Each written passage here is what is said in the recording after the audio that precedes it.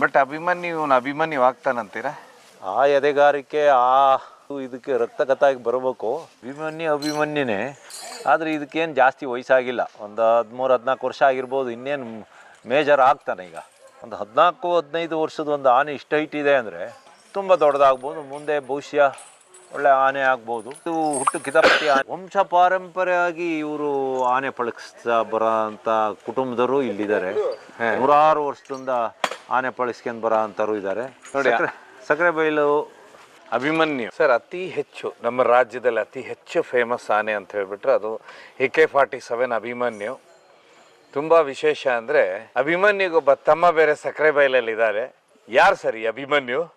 ಈ ಅಭಿಮನ್ಯು ತುಂಬ ಅಲ್ಲಿ ತೊಂದರೆ ಕೊಡ್ತಾ ಇತ್ತು. ಬಹುಶಃ ಒಬ್ಬ ಲೇಡಿನ ಸಾಯಿಸ್ತಿದ್ದು. ಎಲ್ಲಿ ಸರ್ ಅದು? ಚನ್ನಗಿರಿ ಆ ಭಾಗದಲ್ಲಿ. ಅವಳು ಯಾರನ್ನ ಒಬ್ಬಳನ್ನ ಸಾಯಿಸ್ತು ಈ ಆನೆ. ಆಮೇಲೆ ಇದನ್ನ ಹಿಡಿಯೋದು ಅಂತ ಆಯಿತು.